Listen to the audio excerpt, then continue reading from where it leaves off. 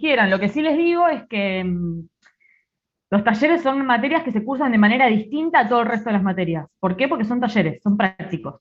O sea, se hacen trabajos prácticos, se defiende oralmente el trabajo práctico, uno de los que se hicieron, y después se rinde un examen.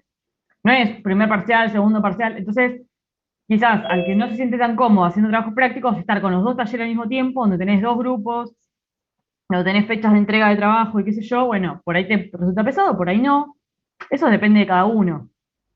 Lo que es el de profesional judicial, entiendo que obviamente tenés que tener todas las materias de derecho hechas, pero por ahí lo puedes hacer antes. En cambio, el de profesional, el taller de práctica profesional ya es otra cosa, porque no es apuntado a los judiciales, es apuntado a todo lo otro que es de lo que más salida laboral tiene. Entonces ahí sí está bueno tener el resto de las materias cursadas. Entonces por ahí me echás, no sé, el taller de judicial con auditoría y después te dejas el de profesional para después. Hay gente que hace los dos talleres juntos y ese cuatrimestre por ahí no estudia para parciales, sino que se la pasa haciendo trabajos prácticos. Depende cómo cada uno lo lleve y le resulte más cómodo. Es muy personal eso. Sí, lo que les recomendaba de hacer auditoría de impuestos antes para aprovechar mejor el taller, para que les sirva más, digamos, y para que les rinda más las clases. Pero la cursada de los talleres son de una vez por semana, o sea, es más light la cursada, pero tenés mucho trabajo en casa. Esa es la contracara, digamos, ¿no? Pero está bueno, es un lindo proyecto. Yo creo, yo cursé en su momento, obviamente, el seminario y la verdad es que era un trabajo práctico largo que no te sumaba nada, y nunca había entrado a la página de AFIP, nunca había visto un balance real, no un enunciado de un ejercicio, sino un balance real. No sé, nunca me había parado frente a una liquidación de sueldos, pero de la vida real, nunca me había parado frente a una problemática que me podía pasar a los 6 meses de haberme recibido, de, che, vos ya sos contadora, bueno, escúchame, ¿qué hago en este caso? Ni idea, bueno, nada, obviamente que eso, aunque no es que el taller les resuelve la vida, pero los choca un poco más con esas situaciones, como para ver en qué estamos flojos, porque cada uno después se va a especializar. No es que los contadores todos vamos a saber de contabilidad, todos vamos a saber de impuestos, de todo a la vez. Va a haber quien se especialice en impuestos, va a haber quien se especialice en auditoría, va a haber quien se especialice en contabilidad, va a haber quien labure en un estudio y haga un poquito de todo, va a haber quien se especialice en personas físicas, en personas jurídicas, bueno, va a haber, pero lo bueno es tener un panorama abierto de todo lo que podemos hacer, ¿sí? Que eso también es algo eh,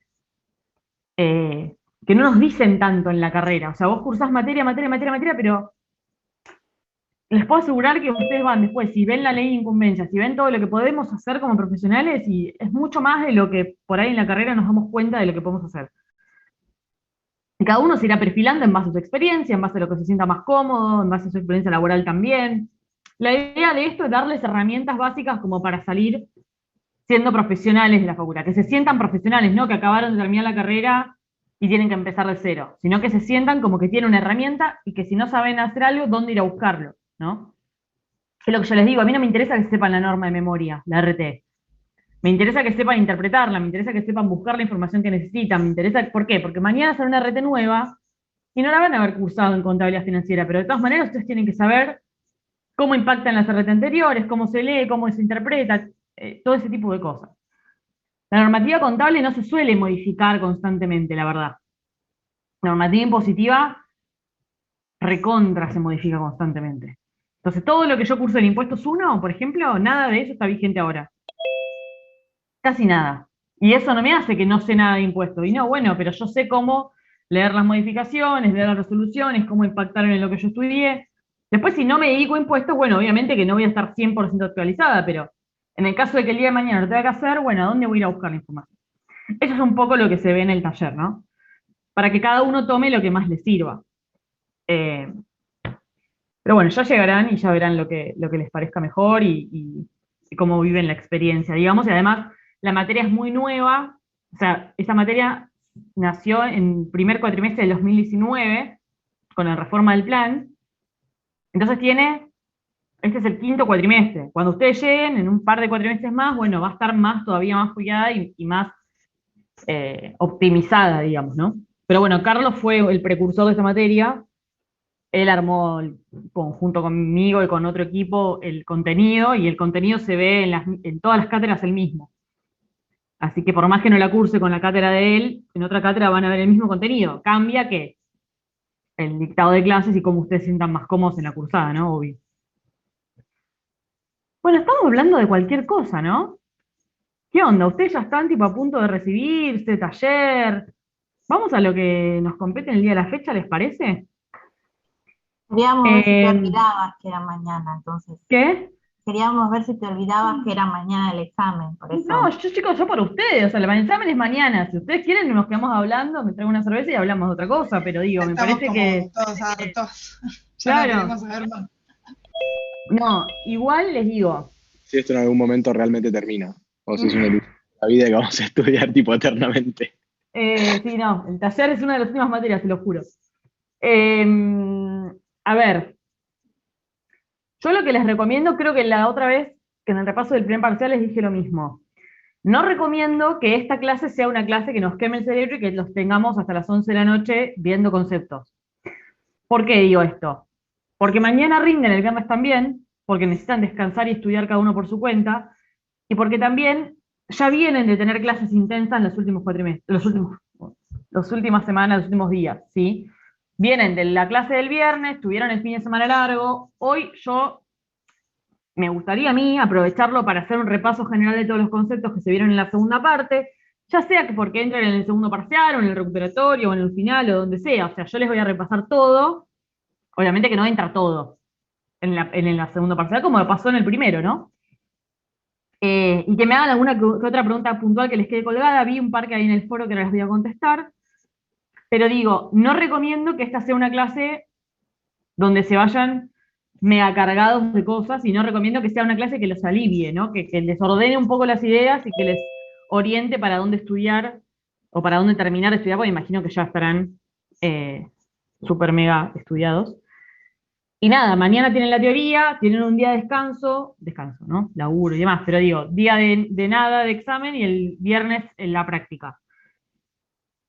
Así que bueno, es lo mismo que hicimos la otra vez. Teniendo en cuenta que ya tuvieron un repaso práctico, si a ustedes les parece, mi idea es abarcar un poquito, hacer como si fuera un cortometraje de todo lo que vimos en la segunda parte, me frenan en los puntos donde se sientan que están flojos, y nada, y después les respondemos dudas puntuales, ¿les parece bien?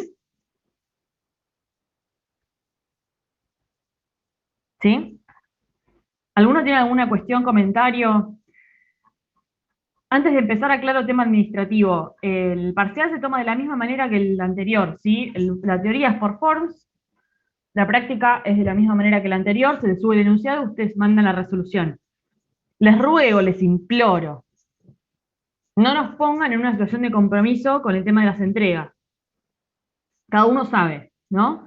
El form se tiene que dar un mensaje de que se recibió el formulario, si no, nosotros no lo recibimos. Primer punto. En el campus te tiene que aparecer subido el adjunto, y en el adjunto tiene que estar el archivo correspondiente, en el caso de la práctica, ¿no? Segundo punto. Tercer punto. Si nosotros le decimos, ok, desconectate para el Zoom, significa que te taché la lista de los que entregaron. No significa que fui a revisar a ver si tu form me llegó bien, o si el campus me llegó la hoja como tenía que ser, o si mandaste todas las hojas que dijiste que ibas a mandar. Porque eso es imposible de revisarlo en el momento, porque son muchos. ¿Sí? Y nosotros perdemos, si no, la visión del Zoom. Entonces, el log es, ok, Agustina, entregaste, te tacho, chau, anda tranquila, y yo me fijo que los conectados que quedaron son los que faltan entregar. Para eso es el log. Entonces, lo digo por ustedes principalmente, chicos, porque Carlos, en la primera parcial, hubo un par de casos medio dudosos, y en el segundo parcial probablemente pase lo mismo, y él no tenemos forma de nosotros asegurarnos qué fue lo que realmente pasó, cuando sí hay un caso dudoso. Entonces, lamentablemente son las desventajas de una de las desventajas de la virtualidad, que nosotros no podemos saber si mandaron y no llegó, si no lo mandaron. Obviamente que queremos en toda la buena fe, pero la facultad también nos exige determinada formalidad para las evaluaciones de esta manera. ¿Se entiende? Entonces, les pido que nos respetemos entre todos en esto, que si tienen alguna duda la pregunten en el momento, pero mañana con el form les tiene que llegar, les tiene que, ustedes cuando lo van a enviar, aparecer un mensaje de su formulario ha sido enviado, su respuesta ha sido enviada, lo que sea. Y en el campus lo mismo. Tienen que verlo ustedes en las entregas que entregaron en adjunto, y tienen el mail como backup, que para algo se lo dimos, ¿sí? Entonces, les pido eso nomás. Tanto para hoy como para el viernes, no quiero que mañana perdamos tiempo de parcial de ustedes que están concentrados hablando de vuelta a esto, ni el viernes. ¿Estamos?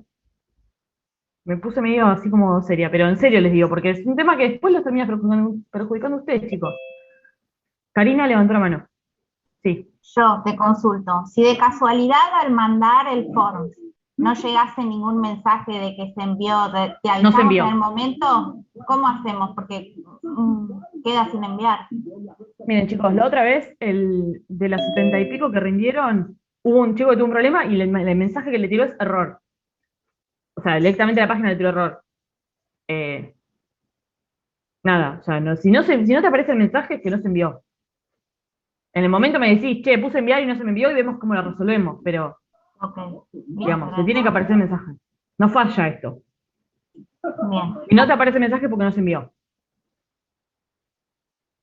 Una pregunta, que te muestra un mensaje es el formulario ha sido enviado y el Sí. tic, algo así, ¿no? Es eso.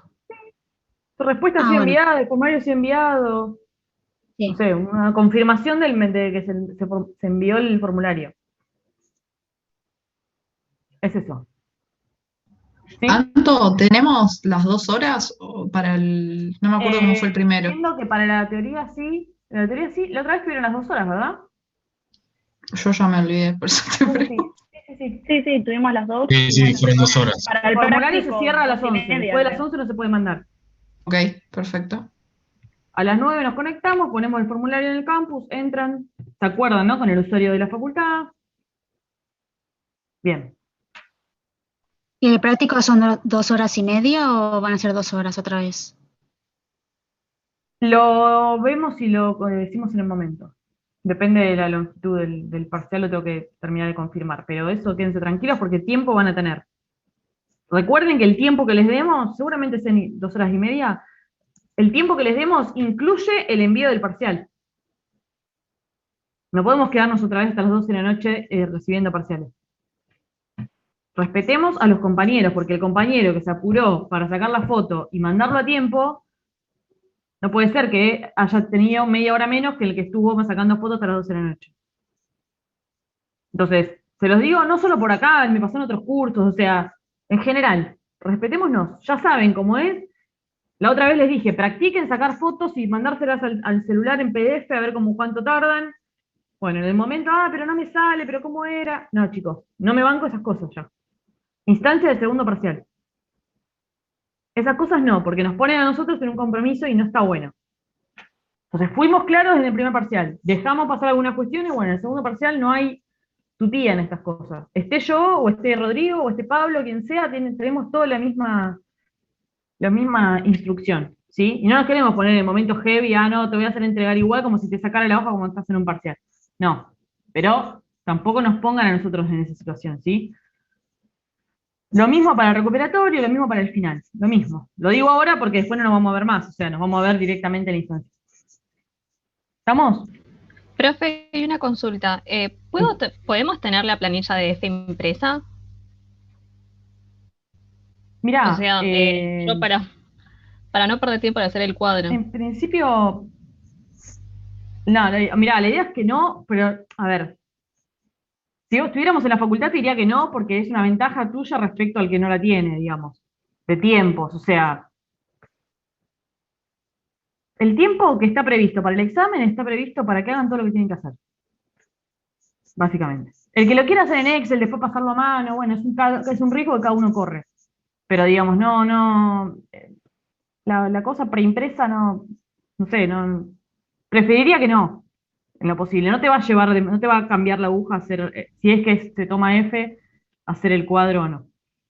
Perfecto. ¿Qué les iba a decir? Algo más que me olvidé. Respecto a estas cuestiones que no nos gustan, pero bueno, hay que decirlas igual. Eso, ¿no? Que las fotos tienen que ser legibles, escritas en el virome, legible, ¿no? Eso no tuvimos problemas, pero lo vuelvo a aclarar por las dudas. Y creo que no mucho más. ¿Alguno tiene una duda más respecto al tema administrativo?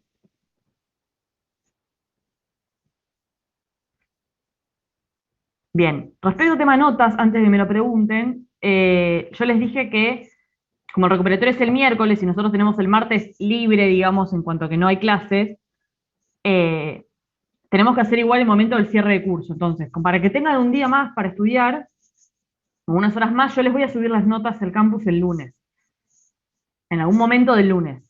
El martes igual nos vemos para que cada uno haga cierre de su nota, te promocionaste, te vas a final, o podés recuperar o podés hacer esto, podés hacer lo otro, y hacemos las encuestas y demás. El que promocionó y vio que la nota del lunes le dio con promoción, vengan igual el martes, por las dudas, para escucharlo, leía la nota oralmente, y para hacer el cierre de curso, y para hacer el tema de la encuesta, que es algo que a nosotros nos recontra sirve para ir mejorando de cuatrimestre a cuatrimestre. Yo no los quiero molestar con la encuesta el día del parcial, que sé que van a estar todos porque están con el parcial, pero les pido eso, el martes que lo tienen libre, les voy a adelantar las notas un día antes, bueno, vengan el martes, sea como sea que les haya ido. Y ahí podemos hacer la instancia de revisión de parciales, tanto de los primeros que quedaron ahí colgados, como los del segundo, si alguno quiere revisarlo, ¿sí? Porque vamos a estar todos el martes, entonces va a estar bueno para hacer la revisión de los que necesiten. ¿Estamos? ¿Estamos bien? Bien. Anto, perdón, Sí, ¿puedo hacer una consulta con respecto a lo sí, que son las RT? Para este sí, parcial entraría la RT 17, la parte de impuesto diferido y que vimos también sobre el área, y sí, después la 21, obviamente con lo que es inversión permanente y consolidado. Porque tenía sí. una duda acerca de la 18, porque vi que habla sobre el valor llave, pero como nosotros lo que vimos de valor llave está en la 17, no sabía si darle bola o no. No, dale bola, no, o sea, no lo vimos tan específico para este cuatrimestre, lo vas a volver a ver en auditoría, o sea, no es que la descartamos la RT, pero lo que pasa es un tema bastante complejo, el tema de llave de esa RT, entonces no lo vimos en este cuatrimestre en puntual con detalle, pero es una RT que hay que tener en cuenta, no para este parcial, ni para el final, ni para nada, pero sí para la vida profesional. Y no te olvides de la 8 y 9, la parte de F y estado de evolución de patrimonio neto, y armado de estados contables. Sí, sí, sí, eso sí también. Ok, Perfecto. Gracias. de nada. Bien, ¿empezamos? ¿Les parece? Ah, perdón, y en la 17, Tomás, no me mencionaste impuesto diferido. Está la 17 también. Ah, pensé que te lo había dicho. No, lo Sí, aclaro por las me dudas. acuerdo. Pero... Dale, Bien. buenísimo. Bueno, ¿les parece que empecemos entonces? Repasito. Cortometraje de lo que vimos en la segunda parte. Primer tema que vimos, impuesto diferido. Después pasamos a todo lo que es inversiones permanentes con consolidación, y después pasamos a lo que es estados contables, y particularmente hicimos hincapié en el F, en el estado de evolución de patrimonio neto, y hicieron la última clase de cierre de estados contables con los otros estados contables que ya conocían, la información complementaria, los anexos, etc. Entonces, conceptualmente, ¿no? Tema de impuesto diferido. Primero, yo pregunto así como ping-pong, ¿qué es el impuesto diferido? ¿Qué es el método del impuesto diferido? ¿Quién me sabe responder?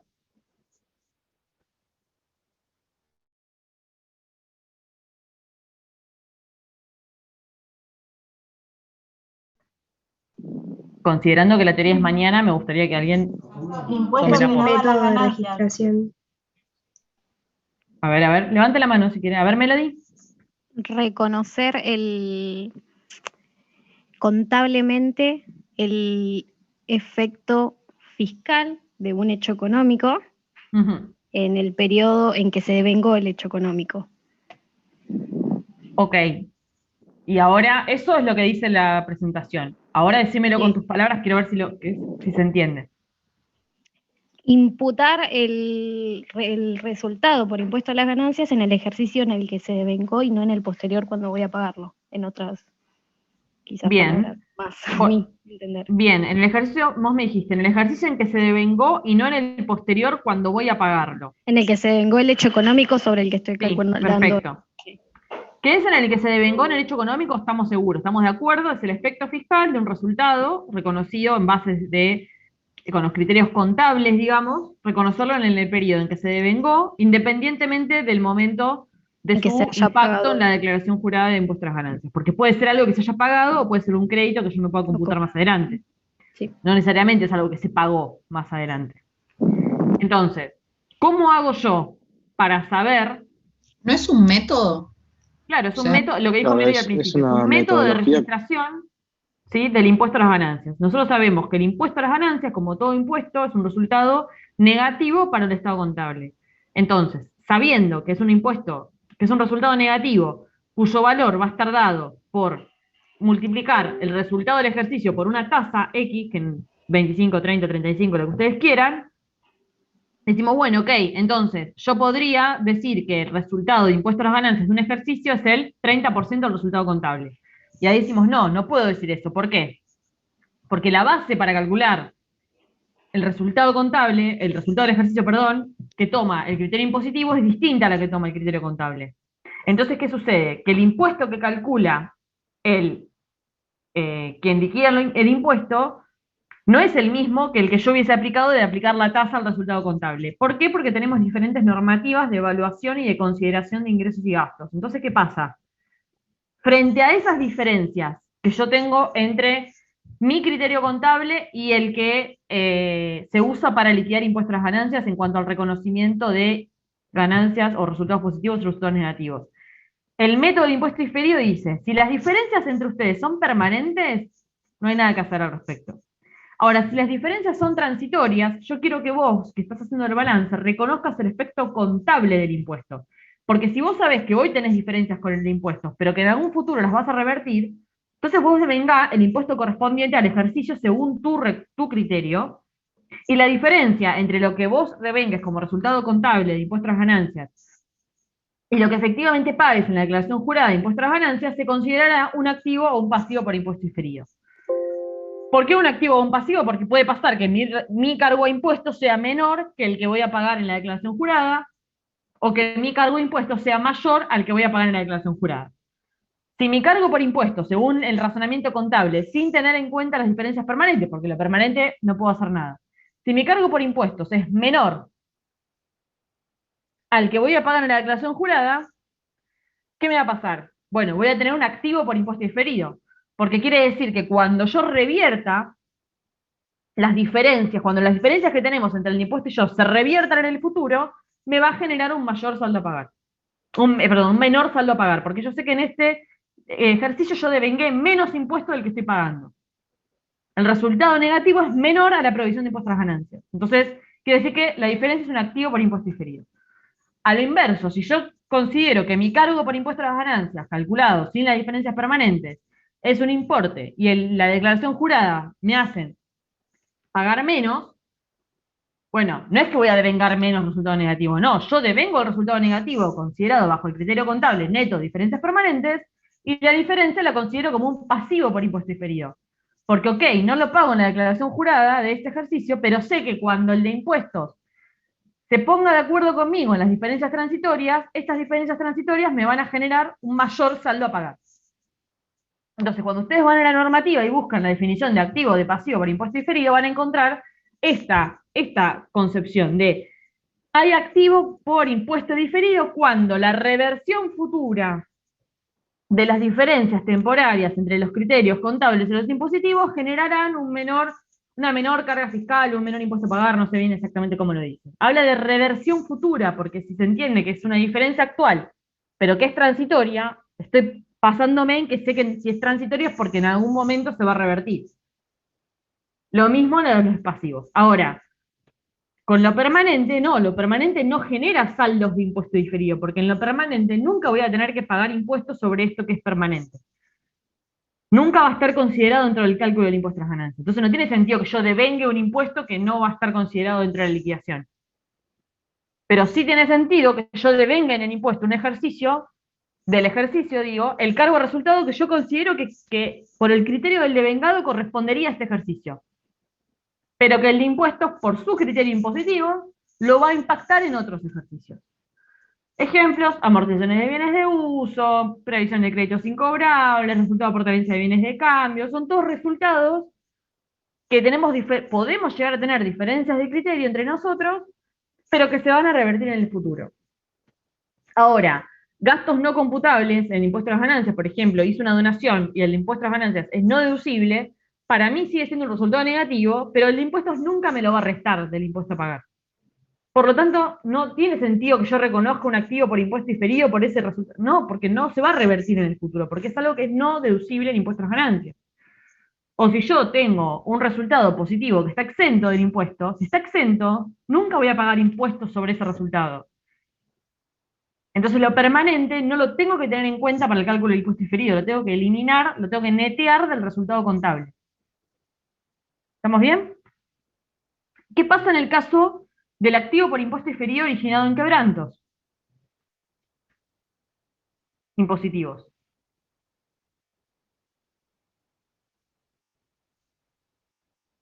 Se va a reconocer solamente si hay probabilidad de que haya ganancias fiscales en un próximo ejercicio o en próximos ejercicios que no exceda el plazo que está fijado en la disposición legal, que puede ser no más de 5 ejercicios, y creo que eso. Bien, completando un poco lo que dice Anabel, que está muy bien. A ver, cuando existe un quebranto impositivo, ¿qué es un quebranto impositivo? Empecemos por ahí. Un crédito. Un saldo a favor. Una pérdida. Un crédito, un saldo a favor, una pérdida, dicen. A ver, es un poquito de todo. ¿Qué es el quebranto impositivo? Es cuando el resultado del ejercicio calculado sobre la base impositiva da negativo, da pérdida. Entonces, ¿qué pasa? Resulta que no tengo impuesto a las ganancias, pues no tengo ganancia. Entonces no voy a tener un saldo a pagar. Pero que sí voy a tener, como dicen las chicas, crédito, saldo a favor. ¿Qué pasa? Eso me genera un saldo a favor. Así como si cuando yo tengo una ganancia, aplico la tasa y me genera un saldo a pagar, cuando tengo pérdida, aplico la tasa y eso me genera un saldo a favor. Saldo a favor con AFIP es un crédito, está claro, es un crédito fiscal. ¿Por qué es un crédito fiscal? ¿Cuál es la recuperabilidad de ese crédito? ¿Cómo lo cobro yo ese crédito? ¿AFIP viene y me hace una transferencia? No, ojalá, pero no. AFIP no me hace una transferencia. ¿Qué me permite? Un año después, cuando yo presento la próxima declaración jurada, restármelo del saldo a pagar. De esa manera es la que yo puedo cobrar o recuperar ese crédito. ¿Y por qué les traigo el concepto de recuperabilidad? Porque como todo crédito, como todo activo, tiene que ser medido en base a su valor recuperable, o sea, no puede superar su valor recuperable. ¿Qué quiere decir esto? Que si yo tengo indicios de ese crédito, no lo voy a poder recuperar, que en este caso equivale a no me lo voy a poder tomar como un saldo a favor en el futuro, entonces no lo puedo tener reconocido como crédito. Entonces no es casual que la norma, como bien me decía Anabel, me diga, vos podés reconocer activo por impuesto diferido originado en un quebranto, siempre y cuando no haya pasado el plazo legal para computarte el quebranto, para computarte el saldo a favor. Ese hoy es 5 Siempre y años, cuando- ¿no? Hoy es 5 años, pero no me pongan en un parcial. El plazo es 5 años porque no es así. Hoy es 5 años, mañana FIP te dice, no, ahora los quebrantos se murieron todos y empezamos todo de cero, no, pasado mañana es 3 años. No. Para la normativa contable es, chequea que según la normativa impositiva vigente, vos lo puedas seguir considerando como un saldo a favor. Porque la normativa contable no cambia como cambia el criterio de la FIP. Entonces, se me entrecorta, dice Gabriela, ¿ustedes me escuchan bien? Sí, un En un poco, cachito profe. te vas. Sí, sí. A ver, ¿tenemos auriculares? A ver. ¿Ahí mejor? Me avisan si no. Puede ser que yo al moverme tanto esté chocando el micrófono. Bien. Entonces, volviendo al concepto de la recuperabilidad, ¿no? Si el quebranto impositivo me origina un saldo a favor, el saldo a favor es un crédito, el crédito es un activo, tiene que estar medido en su valor recuperable, y el valor recuperable en este caso implica cómo voy a cobrar ese crédito. Y cómo cobrar el crédito implica poder tomarme en una declaración jurada. Si se venció el plazo legal, no me lo voy a poder tomar en una declaración jurada, por lo tanto pasa a ser pérdida para mí. Primero. Y segundo, como bien decía Anabel, que no solamente no se tiene que haber pasado el saldo, el plazo legal, sino que también tiene que haber proyección de ganancias fiscales futuras. ¿Por qué me habla de proyección de ganancias fiscales futuras? Porque si yo la única forma que tengo de tomarme ese crédito y cobrarlo, entre comillas, es restármelo de un futuro impuesto a pagar, ¿qué tengo que hacer yo para tener un futuro impuesto a pagar? Y bueno, debo tener una ganancia futura para que me dé un impuesto a pagar para que yo me pueda tomar este crédito. Si mi proyección es ir a pérdida, y bueno, no hay mucha recuperabilidad del saldo a favor de impuestos a las ganancias, porque no iba a haber ganancia, o no la suficiente para tomarte de saldo a favor. ¿Me explico? Entonces no es solamente analizar que no se haya vencido el plazo, sino analizar que haya proyección de ganancias fiscales futuras, que me permitan en algún momento tener un impuesto a pagar del cual yo puedo descontarme este crédito. Y después la norma... Por eso el pasivo pusimos en algún momento que el pasivo diferido era un indicio. Exacto, por eso la norma da como indicios de ganancias futuras, proyecciones que haga la entidad, bla, bla, bla, y como un ítem más nombra la existencia de pasivos por impuesto diferido. ¿Por qué habla de la existencia de pasivos por impuesto diferido? Porque la existencia de pasivos por impuesto diferido me da el indicio de que yo en algún momento reconocí un impuesto a las ganancias que no lo aboné y que lo voy a tener que abonar en un futuro y por eso lo mandé a pasivo por impuesto diferido. Entonces, ¿eso que me implica? Que yo voy a tener ganancia impositiva futura, porque si tengo un pasivo reconocido quiere decir que algo a pagar voy a tener. Entonces, ¿puede convivir un activo por impuesto diferido de quebranto con un pasivo por impuesto diferido? Sí, claro, es lo más coherente. Por eso quiero que entiendan que el activo por impuesto diferido originado en el quebranto no es el activo por impuesto diferido que yo calculo por la diferencia transitoria, es otra cosa. Es el activo que se genera por un saldo a favor impositivo.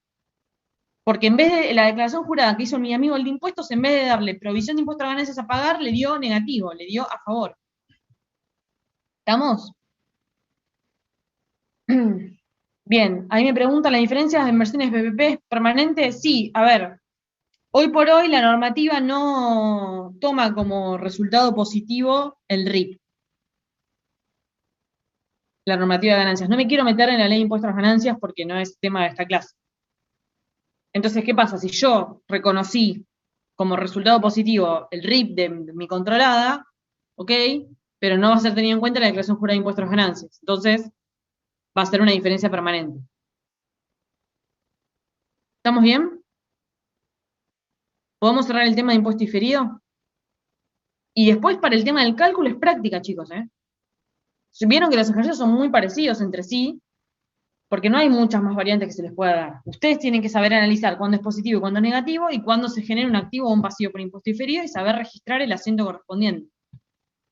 ¿Sí? Bien. Dimos vuelta a la página, pasamos al tema de inversiones permanentes. ¿Sí? Tienen que repasar, obviamente, todas las clases teóricas que vimos de inversiones permanentes y de consolidación en la parte teórica. Cuándo hay que aplicar el método de BPP, cuándo hay que discontinuar el método de BPP, qué significa tener influencia significativa, qué significa tener control, qué significa tener control conjunto, conceptos que no voy a repetir ahora porque es cuestión de que vayan y los lean, ¿sí? No, lo único que les voy a decir, que quiero que se lo tatúen, no quiero que nadie me diga influencia significativa significa tener el 20% de las acciones, porque no es así, sino que ¿cómo es? Cuando una entidad tiene influencia significativa sobre otra. Pero capaz que puedes influir en decisiones, o sea, demostrando que tenés injerencia, pero sin controlar a la otra sociedad. Ok, ¿y por qué se presta a la confusión el tema del 20%? Porque es una presunción el 20%, ¿no? Bien. Bien, en la RT21 te da el concepto de influencia significativa, que es un poco lo que describiría Gabriela, y después te dice, se presume que hay influencia significativa cuando pasan alguna de estas cosas. Y dentro de ese ítem de cosas está que se tiene el 20% más de las acciones. Pero yo puedo tener influencia significativa sin tener el 20% más de las acciones. ¿Estamos de acuerdo? Entonces, si yo, ojalá que esto no esté en la, o sea, siento que les estoy dando una pregunta parcial, pero digo, si alguien les pregunta, che, influencia significativa significa tener el 20% de las acciones, ¿verdadero o falso? Falso, chicos. Eso no es influencia significativa, eso es una presunción de que existe influencia significativa, pero tener influencia significativa implica otra cosa, porque yo puedo tenerla sin tener el 20%. Bueno, entonces y te hago una pregunta también. Se los tatúan, ¿qué? Perdón. No, te hago una pregunta. También puede ocurrir que tenga más del 20%, pero no tenga influencia significativa, ¿es verdad eso o no? Sí, o sea, pero se por ejemplo, hay que otra no, empresa que tiene... ¿Cómo? Si hay otra empresa que tiene más del 50, o sea, imagínate que yo tengo el 30 y hay otra empresa que tiene más del 50. Ahí no ella voy va a a tener influencia. control. Pero Está no bien, te la quita otra vos que empresa. no tengas influencia. Sí, Claro, tengo la del influencia. 50 tiene el control, pero vos podés tener influencia significativa. Sí.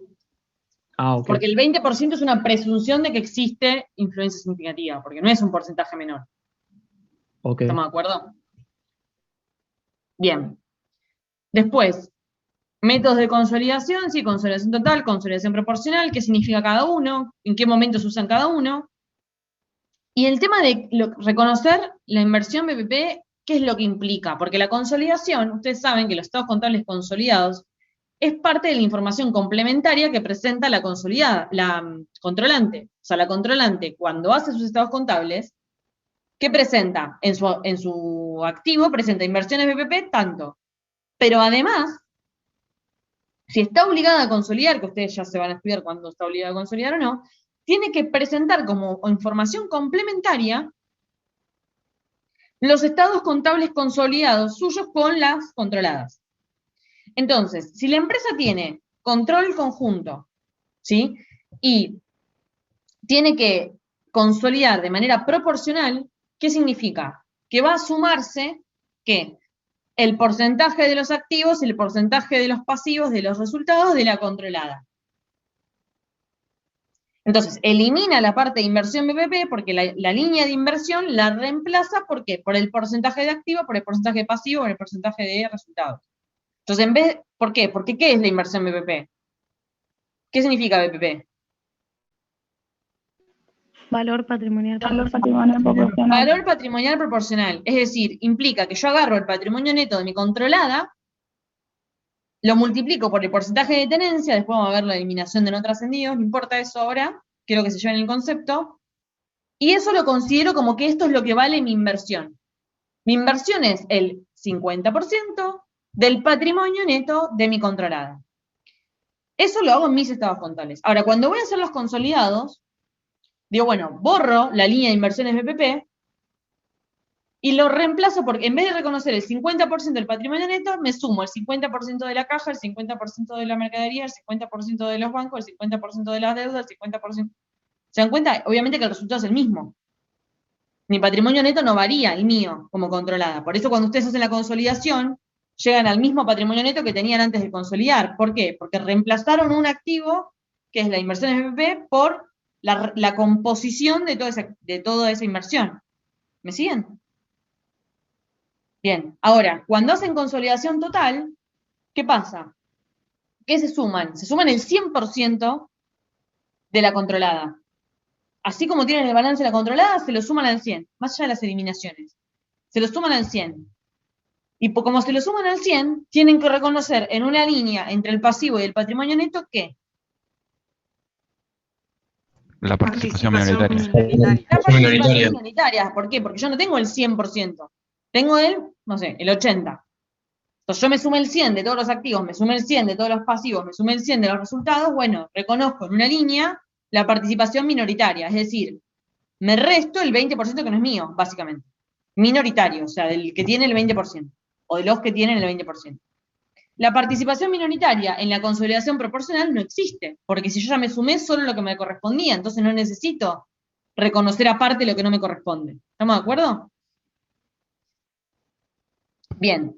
Después, tema de inversiones BPP, vimos también lo del tema de compras sucesivas, ¿se acuerdan? Si yo compro una determinada cantidad de acciones, que no me dan ni control, ni influencia, ni nada que me obligue a aplicar el método BPP.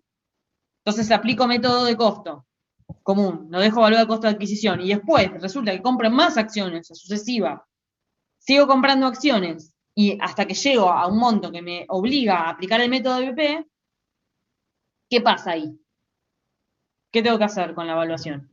Y aplicar el método a las primeras que compraste también. Exacto.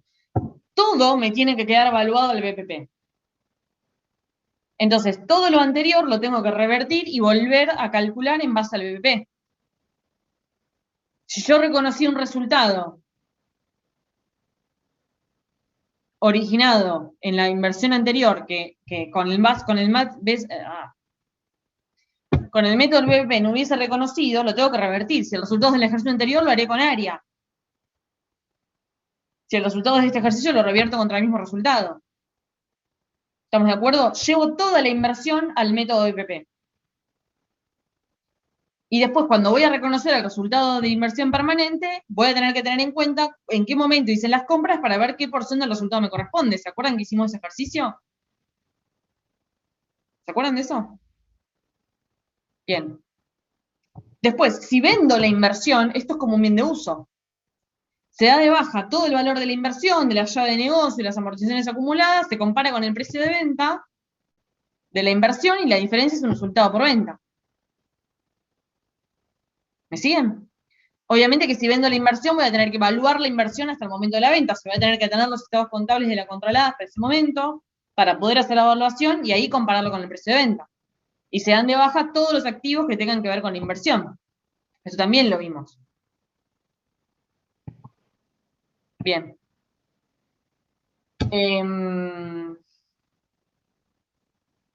Tema de eliminación de resultados no trascendidos. ¿Qué son los resultados no trascendidos?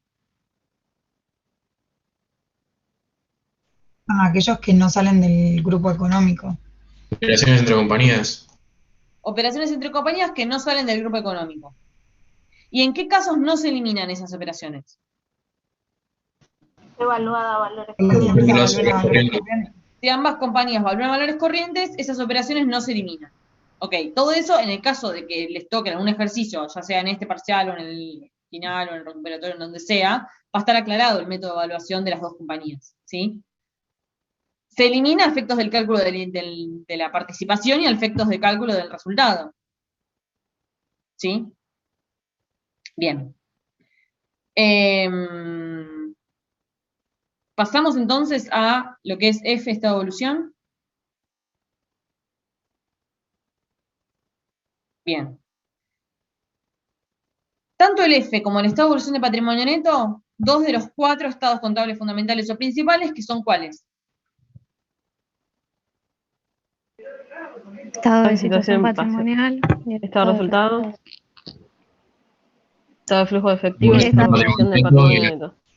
Bien, diferencias entre los 4 estados contables. Estado de situación patrimonial es una foto a la fecha de cierre del ejercicio que muestra saldos de activos, saldos de pasivos, y en una línea el saldo del patrimonio neto. Los muestra ordenados por liquidez, separado en corriente y no corriente, eso lo saben, lo deben saber desde teoría contable, pero lo repasan por lo menos. Foto. No me muestra movimiento, no me muestra nada. A lo sumo, si tengo algún ejercicio anterior, me muestra los saldos comparativos. ¿Cuál era la foto al 31 de diciembre? Digo, si la fecha de cierre es el 31 de diciembre, al 31 de diciembre del ejercicio anterior. 2 fotos, pero no mucho más. El estado de resultados me muestra los resultados de este ejercicio. ¿Me puede mostrar el comparativo del ejercicio anterior? Sí, me lo puede mostrar. Pero no me trae saldos acumulados de resultados. Me muestra que vos tenías 0 y empezaste con ventas, menos costo, utilidad bruta, más gasto, menos gasto, más otros ingresos, más otros egresos, bla, bla, bla, resultado de este ejercicio. No muestra saldos acumulados. En cambio, el estado de patrimonial sí muestra saldos acumulados. Los activos y pasivos se acumulan a través de los ejercicios. En cambio, los resultados no. ¿Por qué? Porque cuando termina el ejercicio, ¿qué sucede? Se refundan los resultados, quedan todas las cuentas de resultado en 0, ¿y a dónde van a parar? ¿Dónde va a parar el resultado del ejercicio? Resultados no asignados. Resultados no asignados, que es una cuenta de qué rubro. Del patrimonio. Del patrimonio neto. Entonces siempre las cuentas de resultados quedan en 0 al cierre del ejercicio y vuelven a empezar. Bien. Ahora, el estado de evolución del patrimonio neto muestra justamente evolución. Muestra el inicio, qué pasó en el medio, cómo terminó. Muestra movimiento, muestra evolución. Entonces, ¿se acuerdan que se lee de manera horizontal? ¿Sí? La primera línea es el saldo al inicio, y que el cuadro se divide en 2 grandes grupos, lo que es aportes de los propietarios y lo que es resultados acumulados, que es básicamente todo lo que puede encuadrarse dentro de las cuentas de patrimonio neto. Dentro de aportes de los propietarios, ¿qué podemos encontrar?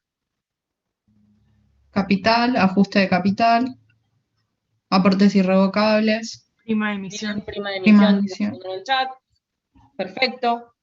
¿Qué eran los aportes irrevocables? Aportes a cuenta de futuras suscripciones. Ok. Entonces, yo soy socia de la sociedad, vengo y te digo, che, Anabel, anotame que te voy a dar aportes irrevocables a la sociedad por 100.000 pesos, y que va a ser a cuenta de futura suscripción de acciones y ponerlo dentro del patrimonio neto. ¿Alcanza con eso? No, tiene que cumplir los requisitos. que esté integrado, que Bien. tiene que surgir por un acuerdo escrito entre el aportante y el órgano de administración y ay, el último. Tiene que estar aprobado por la asamblea y sí, por la asamblea o el órgano, claro, o por cualquier órgano equivalente, pero a referéndum a la asamblea. Bien. ¿Por qué es importante esto? No porque se sepan de memoria los requisitos, como bien los mencionó Anabel, sino porque quiero que entiendan, como se lo expliqué el día de la teoría, el concepto de aporte irrevocable. El concepto de aporte irrevocable es un socio que supuestamente aporta, inyecta dinero a la sociedad y que lo quiere capitalizar. O sea, quiere que ese dinero se transforme en acciones. Estamos hablando de una sociedad anónima, ¿sí? Entonces, ¿qué pasa? Si un ente externo a la sociedad, como en el caso del socio, aporta dinero, generalmente suele ser un pasivo. ¿Estamos de acuerdo? ¿Por qué? Porque entiendo que se lo voy a tener que devolver. Para yo reconocerlo dentro del patrimonio neto, o que le voy a tener que devolver el dinero, o que voy a tener que hacer una contraprestación al respecto. Ahora, si yo no quiero reconocer el patrimonio neto porque digo que lo voy a capitalizar, bueno, no puede surgir solamente de la voluntad del socio que diga, no, vos reconocelo ahí. Primero que tiene que ser algo real, o sea, que esté integrado, no puede ser un compromiso. Segundo, que tiene que haber un acuerdo escrito donde diga las condiciones del aporte, qué se va a aportar, qué monto, cuándo se va a capitalizar, y todo eso tiene que estar acordado con el directorio, que es el órgano de administración de una sociedad anónima. Y además tiene que haber una aprobación de la asamblea de todo eso. No es tan simple como que el socio viene y pone plata.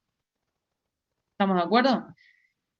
Porque también emitir acciones tampoco es algo que se haga así como un día para el otro. Entonces pasa que te agarran un proceso en el medio y te agarran un aporte y vos decís, ¿esto es irrevocable o no? ¿Qué quiere decir irrevocable? Justamente, que el socio no puede decir, no, ¿sabes qué? Mira, ahora me lo llevo porque en realidad me lo voy a usar para comprar. No.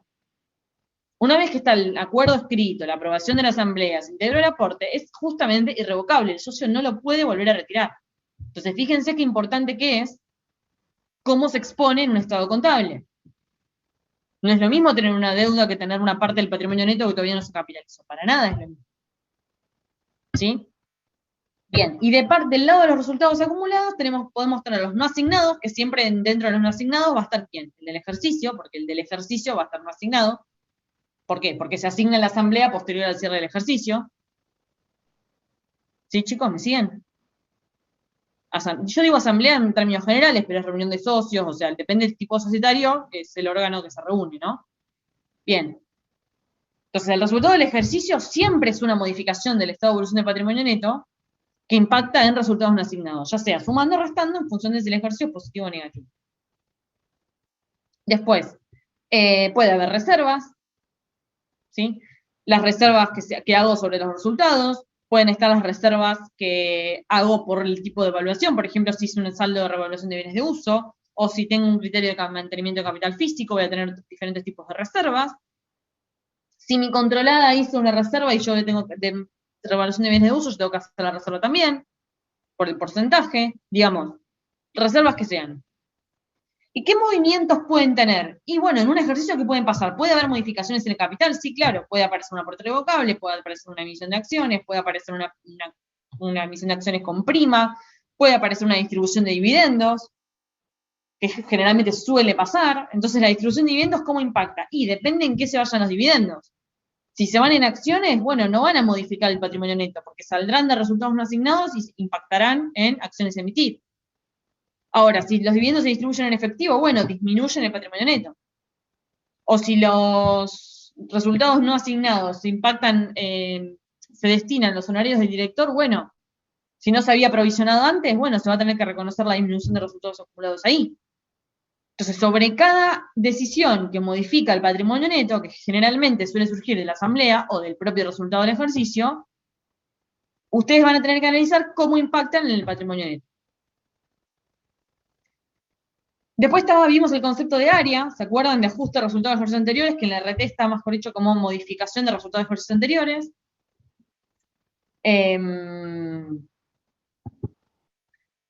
Vimos en qué casos corresponde reconocer área y en qué casos no, eso lo tienen que saber también. Y en el caso que se corresponda, bueno, eso también forma parte del patrimonio neto, porque es como reconocer resultados justamente que hubiese yo tenido que reconocer como resultado del ejercicio, pero en otro ejercicio anterior a este. Por lo tanto, no puede formar parte del resultado del ejercicio, sino que directamente impacta en el patrimonio neto en la cuenta de área. ¿Sí? Perdón, la parte de lo de área en exposición, digamos, iría en la parte de resultados acumulados, ¿no? No en la parte de aportes propietarios. Pero sí, pero en realidad lo que se suele hacer es un concepto de resultado acumulado. Pero lo que se suele hacer al momento del armado del estado contable es, en lugar de poner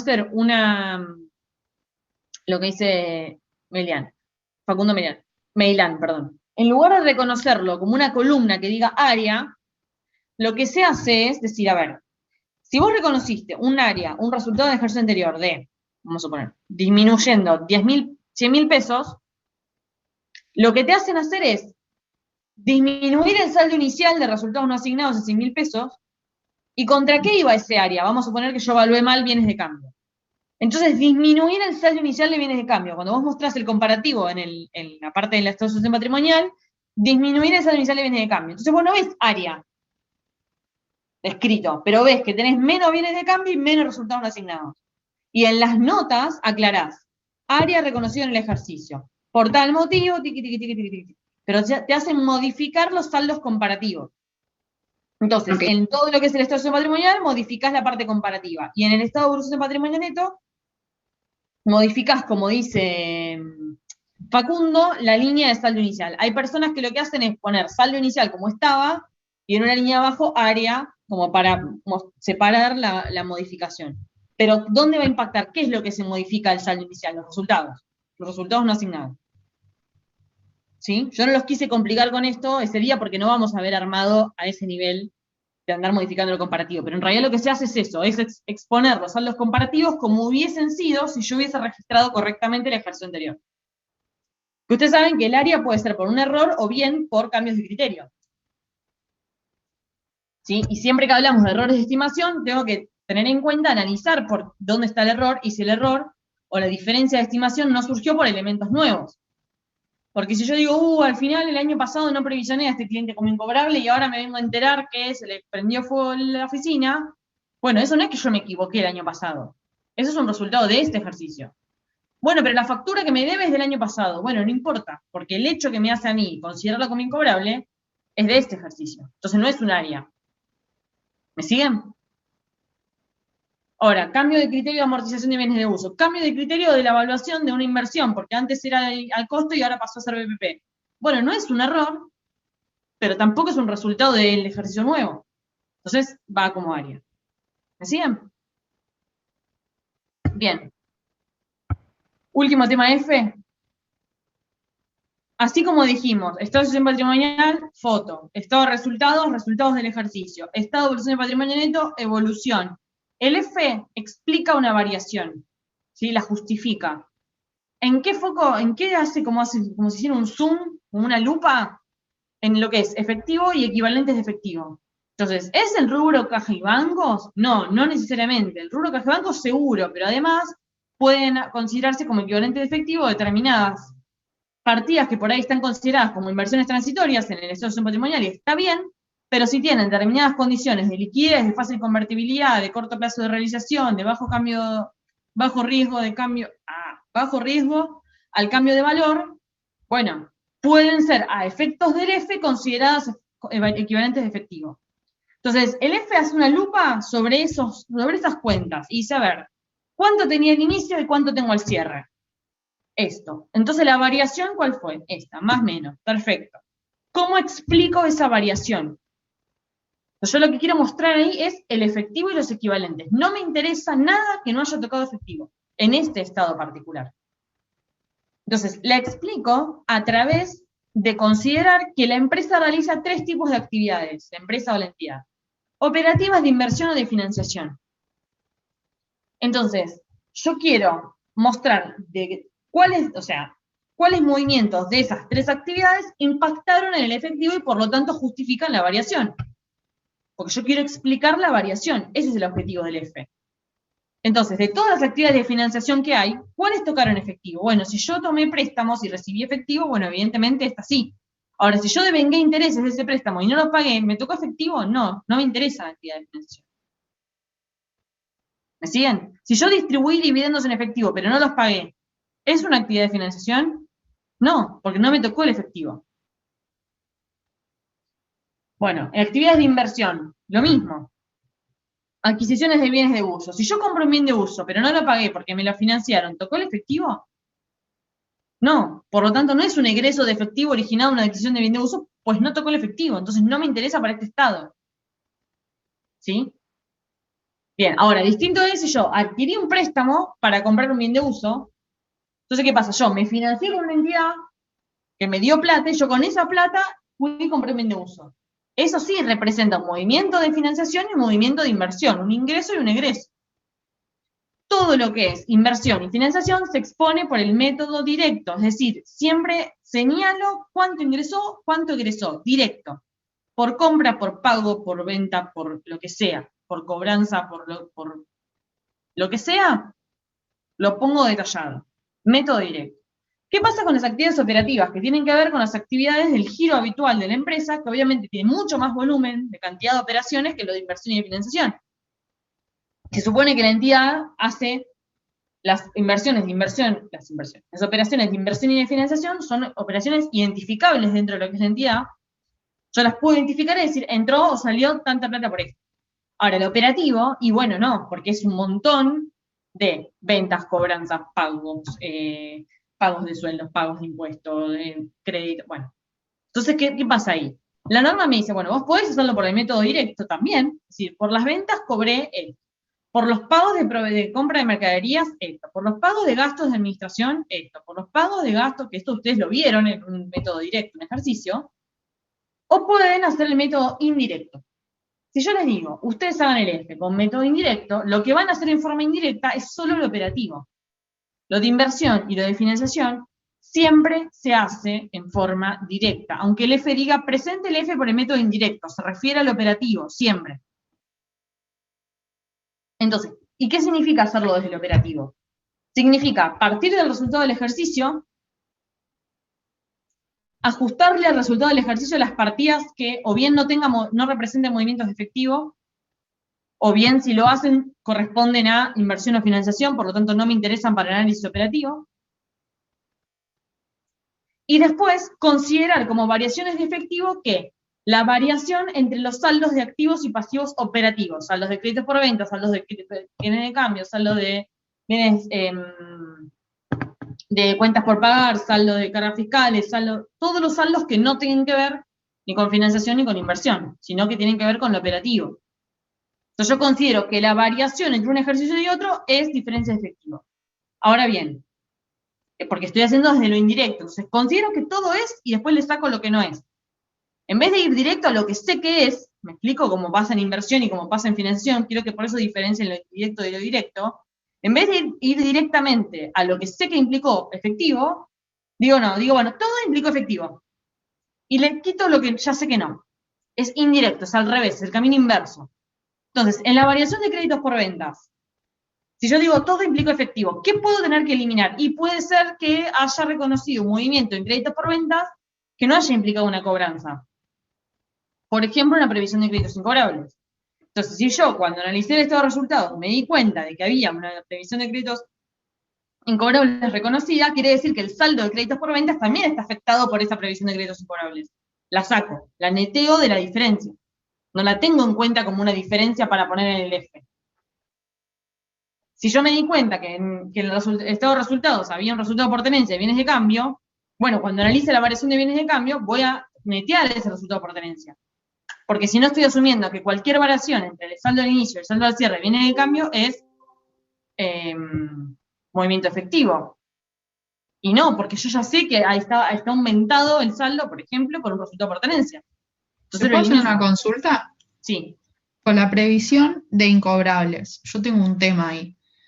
Yo la considero como que no salió mi efectivo. Entonces, cuando hice, por ejemplo, el ejercicio del parcial, yo la puse como previsión de créditos, la había puesto como positiva, o sea, porque no salió efectivo, era de 5.000 pesos. Y ahí tenía la duda porque lo vimos con Rodri me dijo que no es que toca el efectivo, o sea, justamente no sé, no ahí toca. Claro, no es que no lo toca. Entonces no sé cómo, me tengo la duda de si es positivo, si es negativo. Esa era la... Pero lo peor que podés hacer es tratar de memorizarte la regla memotécnica, es previsión, lo resto, no, porque sabes que depende desde dónde partas vos para hacer la diferencia. Si vos partís de comparar el saldo al cierre menos el saldo inicial, sí. ¿Sí? Y vos consideras que eso es la variación del efectivo, y el saldo al cierre tiene contenido una previsión que te está restando, entonces para netear esa previsión la tenés que sumar. Sí. Ahora, si vos haces al revés, si partís del saldo de inicio menos el saldo al cierre, lo tenés que restar, ¿me entendés? Depende de dónde vayas aritméticamente cómo impacta en la diferencia que vos estás haciendo. O sea, pero cuando hay una previsión, si mi saldo al inicio, por ejemplo, en este caso era 2.10, ¿no? Y mi saldo al cierre era 3.20. O sea, ahí me aumentaron los créditos por venta al cierre. Sí. O sea, yo tengo más efectivo. No. Menos efectivo, perdón. Ah. Sí. Y la variación de la previsión del incobrable, neteársela quiere decir que yo se la saco al saldo al inicio, por eso se la resto.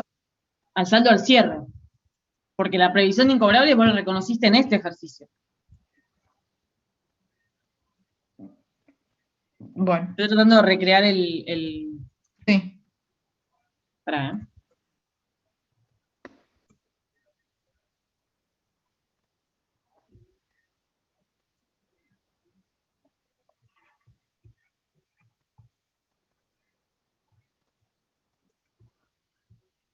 Voy a compartir pantalla. Borrador, ¿no? Vos me dijiste 320 y 110, ¿me dijiste? 2.10 era el inicio de los créditos por venta y al cierre era 3.20. Y tenía una previsión de incobrables de 5, que no me acuerdo si venía del ejercicio anterior o se constituía. Bueno, vamos a poner que se constituyó. Porque la previsión de incobrables era, al inicio era 9.650 y al cierre era 4.650.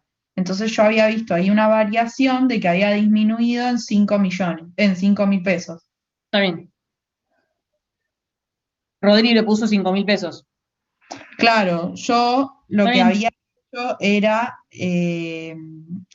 o sea, en un principio lo sumé a la previsión de incobrables, cuando hice el F, y después Rodrigo me dijo que no lo tenía que sumar, que lo tenía que restar.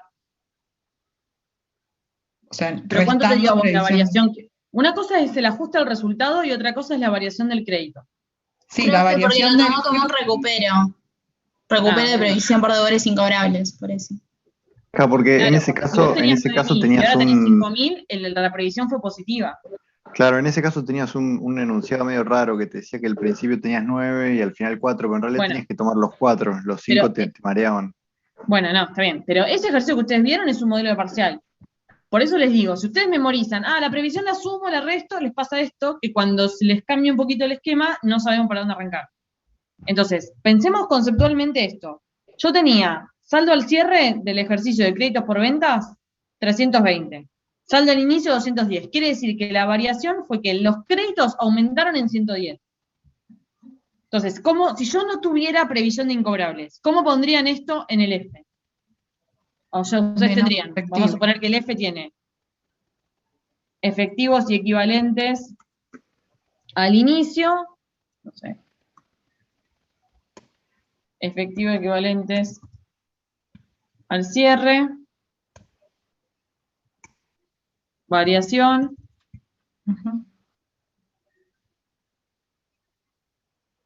actividades operativas, resultado del ejercicio, ajustes al resultado. Vamos a poner que el resultado del ejercicio es 100. No. Bueno, vamos a ponerle. Que no tenían nada que ajustar al resultado, y vamos a ponerle acá que están en variaciones de activos y pasivos operativos. Y están en la parte de créditos por ventas. Entonces, no existe la previsión de incobrables, supongan. ¿Cómo impacta esto en el F? ¿Sumando o restando? Restando. Restando. ¿Todos tienen claro por qué impacta restando? Porque aumentar créditos por venta significa que hay ventas que dejé de cobrar o que yo financié. Entonces quiere decir que a nivel del efectivo implica una disminución. Si yo me imaginara un asiento contable donde yo tengo que tocar créditos por venta y caja, y sé que créditos por venta lo tengo que aumentar, ¿dónde va a estar caja? Para aumentar el crédito tengo que ir al debe. En el haber. Para bajar la caja tengo que ir al haber. ¿Estamos de acuerdo? Sí. Bien. Ahora, supongan que yo hice una previsión de incobrables negativa, o sea, hice deudores incobrables,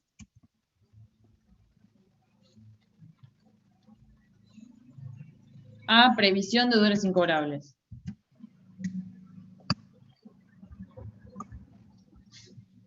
¿Cómo impacta esto en el F?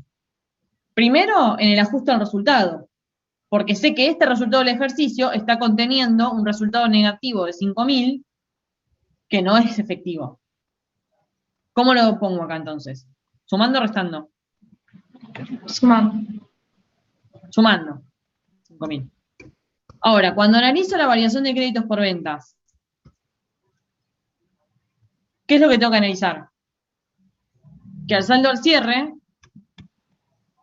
¿qué tengo que hacerle antes de compararlo con el saldo al inicio? Sacárselo. Claro. ¿Y cómo hago para netearle al saldo al cierre estos 5.000? Positivo, o sea, se lo Claro, tenés que... porque son restando. ¿Me entendés? No, pero Porque Rodri lo puso al revés. La previsión de créditos la puso restando.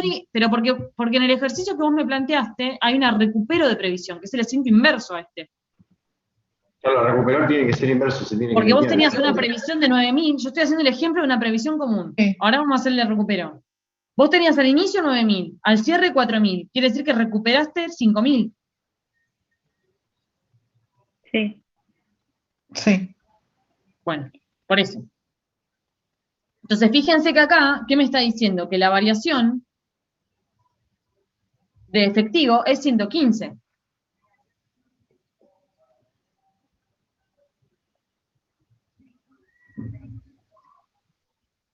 A ver, esperen que voy a ver una cosa. Sí. Ahora, si yo el asiento lo hice al revés, obviamente que va a impactar al revés. Si yo hice el resultado positivo de recupero de deudores incobrables,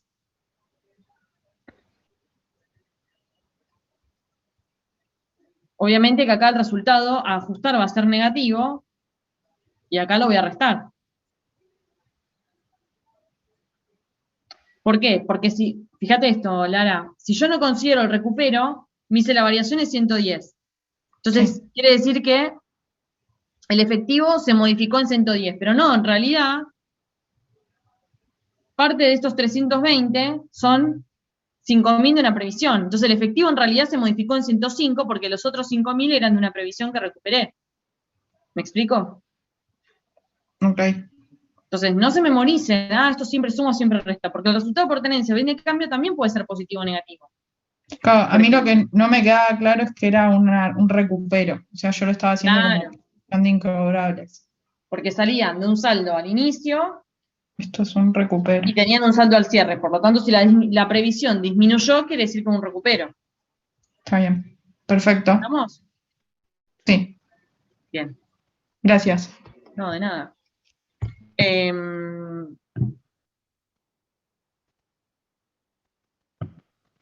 Bueno, ahí quedamos con F. Y hasta aquí llegamos, amigos. ¿Cómo se ven? ¿Estamos bien? Sí, profe. Yo te quería hacer una pregunta del consolidado. Sí. Para que la controlante presente consolidado, sí o sí tiene que haber control, ¿verdad? O control conjunto. ¿Control o control conjunto? Sí. El consolidado es un método de exposición y no de evaluación, ¿no? Correcto. Es un método de exposición de la inversión. Yo la inversión la puedo exponer. Porque la evaluación de la inversión es BPP. ¿Cómo la evalúo? BPP. Ahora, ¿cómo lo expongo? Lo puedo exponer en mis estados contables en una sola línea, como una línea inversiones BPP dentro del activo, no corriente, inversiones, que es lo que aprendimos a hacer. Y como anexo, como información complementaria, además te lo puedo exponer en forma de consolidado. Es como que se transforma y dice, bueno, no, ahora no quiero que esté en una sola línea, quiero que aparezca en forma de consolidado. Pero vos fíjate siempre que en los estados contables consolidados, el patrimonio neto mío de la controlante siempre es el mismo. Sí. ¿Quieren que hagamos un ejemplo así medio corto, sin eliminaciones, sin nada, para que lo vean visual? Bueno. Muy cortito. Vamos a suponer que no me la complejicen con resultados no trascendidos. Quiero que vean la diferencia entre consolidación y BPP. Activos, pasivos,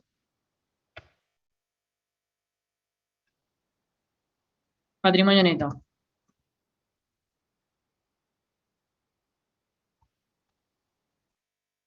¿Estamos de acuerdo? Bien, esta es mi controlada.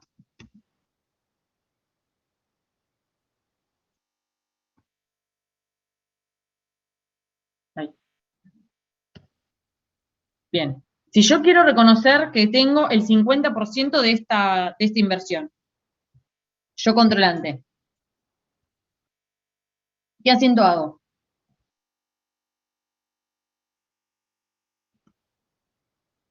Lo escucho. Inversiones a la forma en que lo pagues por el 50% del patrimonio neto. Por 40. Vamos a poner caja. No hay llave, no hay nada. ¿Estamos bien? Y me activo antes de esto. Era.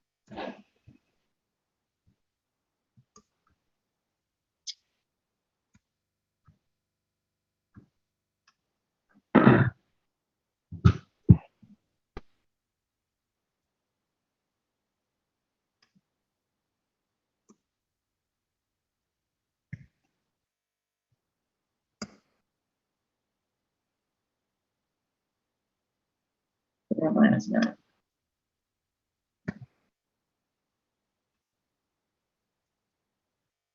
Bien, entonces yo tenía este activo y este pasivo. Y de repente compré a la controlada. Por lo tanto, y esa fue la única operación que hice en el ejercicio. Mi activo y pasivo patrimonio neto, ¿cuánto es? Vamos a suponer que yo en el activo tenía... Estoy improvisando, chicos, me siento... Yo tenía caja y bancos, 500. Y, bueno. Inversiones 0. Eso era mi activo.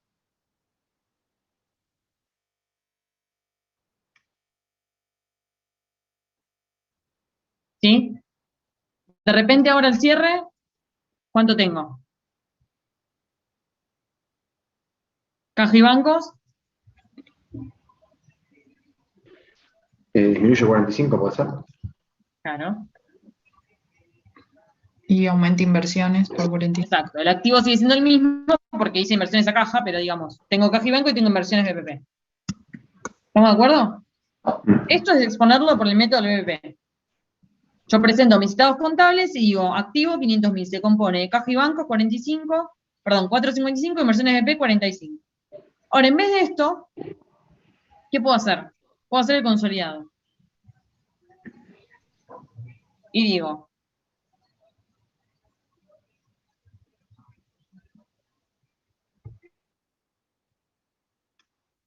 vamos a hacer el total y el proporcional para que se lleven las dos cosas. Vamos a hacer primero el proporcional. Digo, bueno, en vez de hacer esto, voy a decir que inversiones BPP, perdón, esto es controlante, controlada. Bueno.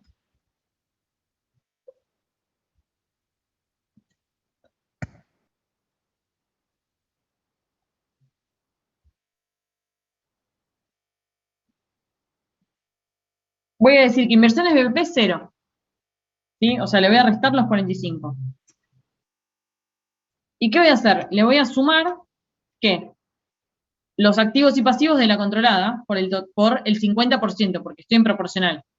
Entonces voy a agarrar el 50% de 140,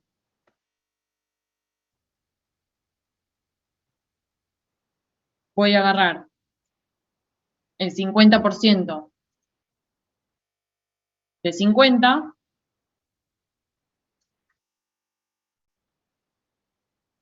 y mi patrimonio es exactamente el mismo. Bueno.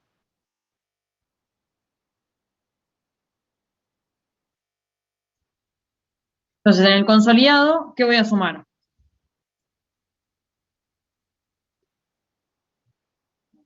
Voy ya. Sí, el activo de la controlante más la controlada. Perdón, porque acá el consolidado le tengo que restar el ajuste este, ¿no?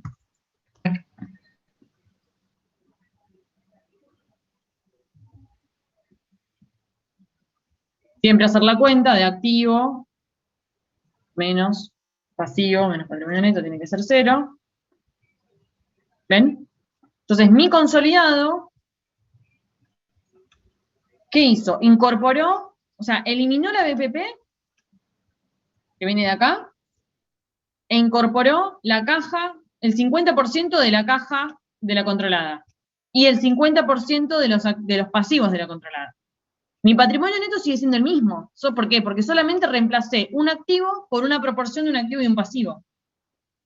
¿Me siguen?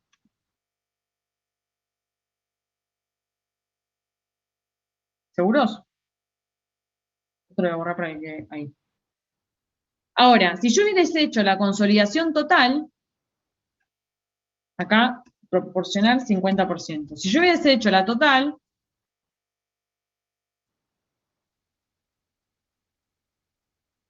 ¿qué hubiese hecho? Hubiese eliminado los 45 del BPP, pero no me hubiese tomado el 100% de los activos y el 100%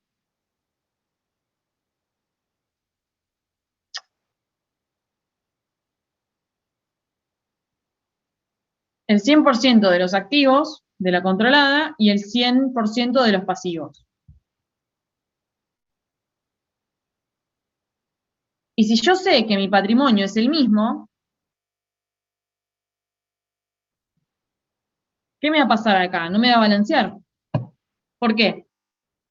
No me va a balancear. Porque yo no tengo el 100%. ¿Yo cuánto tengo? El 50. Entonces yo me consolidé el 100, pero ahora necesito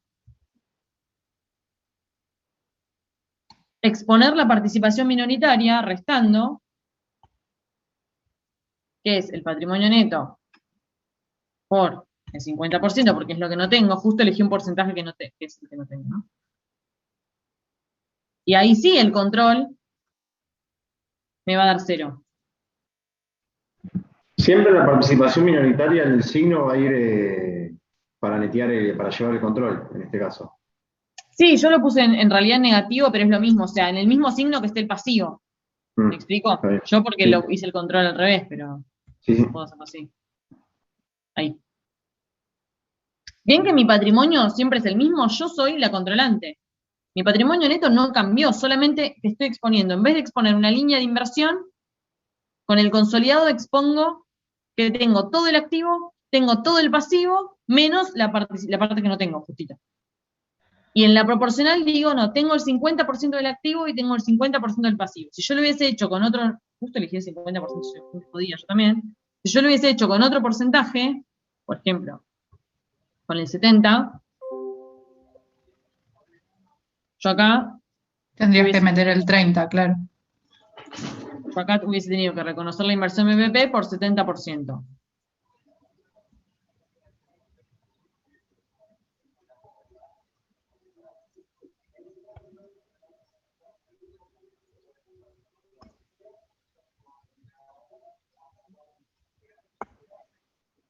Pues esto hubiese sido así, esto hubiese sido así,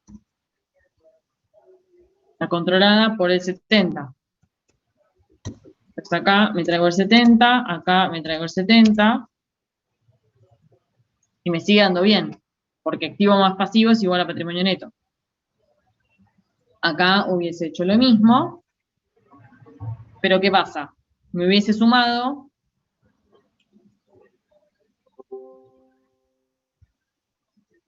el 100%, pero en la participación minoritaria me hubiese restado, ¿qué? El 30%. ¿Lo ven? Porque lo que no tengo es el 30%.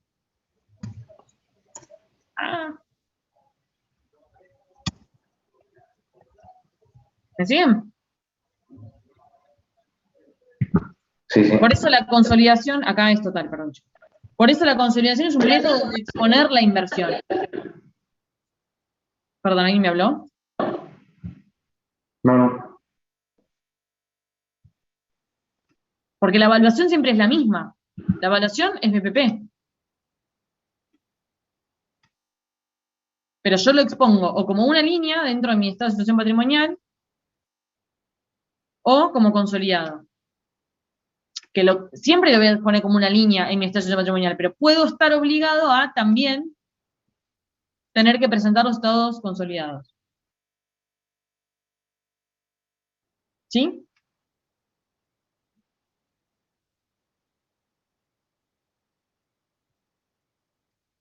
Bien, ejercicio improvisado. ¿Estamos bien? Tanto tengo una consulta. ¿El total se usa con el... perdón. Control. Con control total y Sí. con el otro, el proporcional. Control conjunto, proporcional. Control conjunto. Eso está en la RT21. Está bien detalladito.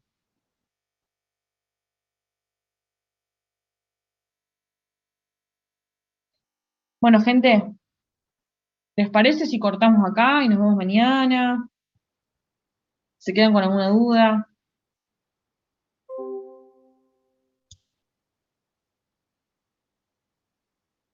Ya algunos nos abandonaron. Para la próxima da vos el control conjunto y el control total. ¿De qué? ¿El consolidado? Sí.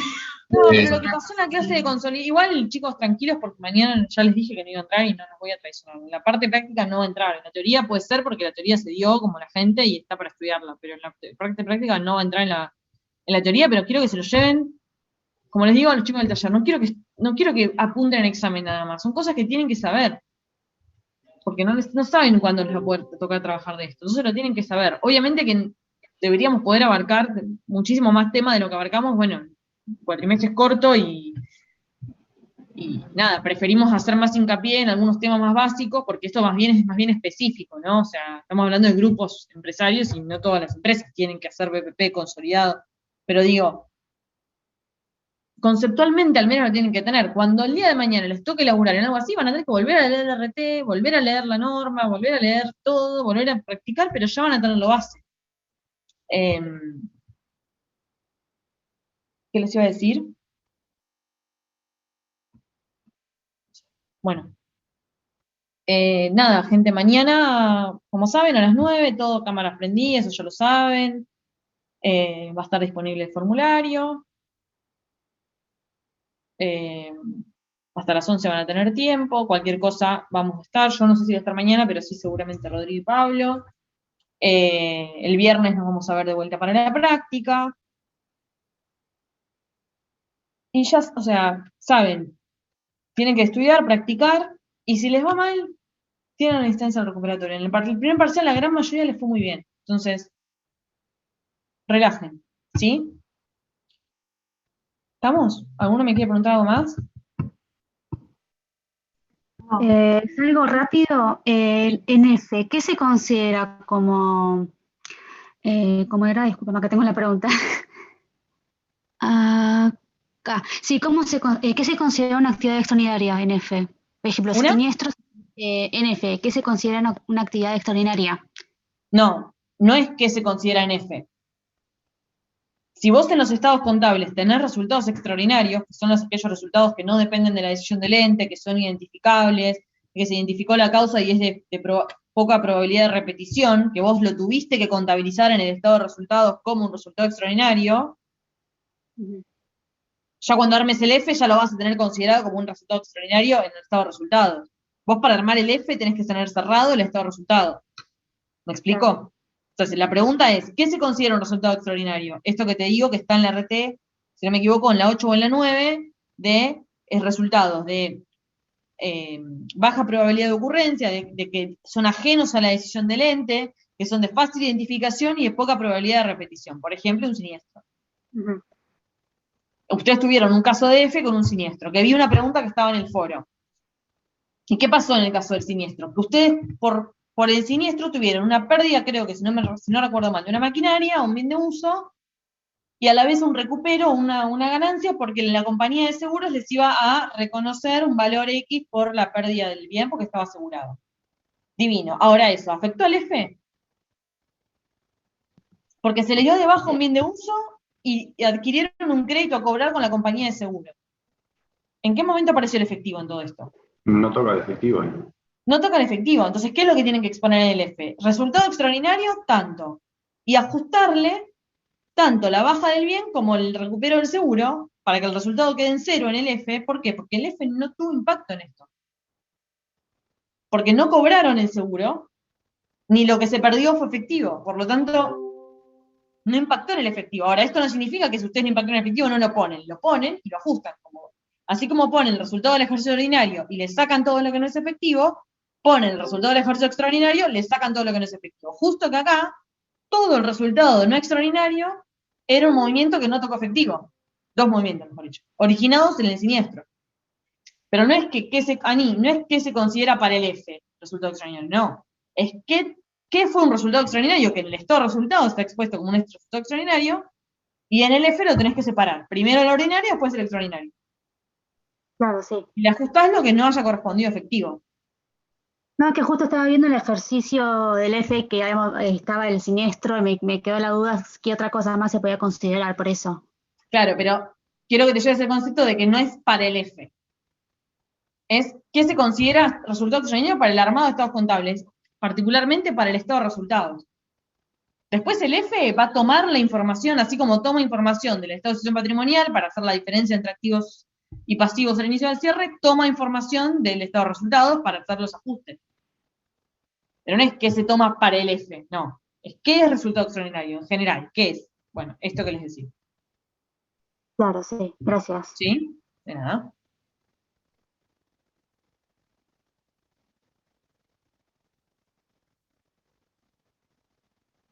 ¿Estamos bien?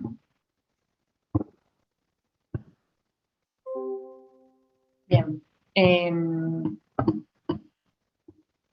No sé si necesitan algo más de mí.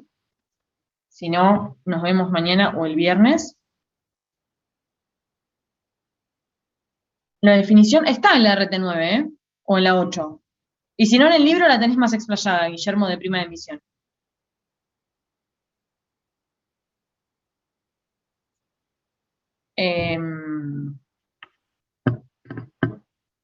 Bueno, temas certificados de examen, a todos los que estén asistentes se les va a generar el certificado, así el que lo quiere lo descarga y el que no, no. Pero así no nos molestamos a ustedes pidiéndonos el certificado. Directamente a todos los que asistan se les genera el certificado. El que lo quiere bien y el que no. Bueno, eso, chicos. Descansen, traten de venir lúcidos, ¿sí? Mañana no vengan sin dormir. Relajen porque no es nada, o sea, ya vieron cómo tomamos el primer parcial. En la 9 ICI se expone. Y en la 8, ¿no? ¿No está? ¿Lo encontraste, Guillermo? Si no buscan en el libro, está seguro, ¿eh? O sea, capaz que la 9 ya la da por sentado, que es lo que es. O capaz que está mencionada también en normativa de IGJ para la emisión de acciones. O sea, no es que la prima de emisión es un concepto contable, sino que es un concepto más bien asociado a lo que es la emisión de acciones, y la norma te dice cómo exponerlo. Es como que la norma no te dice, no sé, qué es mercadería. Bueno, no, mercadería ya se sabe lo que es. Lo que te dice la norma es cómo exponerlo. Pero debería estar en la 8 o en la 9, y si no, fíjate en el libro que está seguro. Bien. Nada, eso les decía. Ya vieron que no tomamos nada raro, ni nada que no hayamos dicho, y que estamos a disposición durante el parcial. ¿Sí? ¿Estamos? Bueno, gracias. Gracias. Buenas Muchos noches. éxitos. Gracias, Anto. Mañana. Buenas noches. o el viernes, descansen mucho. Gracias a todos. Gracias, profe. Éxitos para todos. Gracias. Chao, gracias. Chau, chau.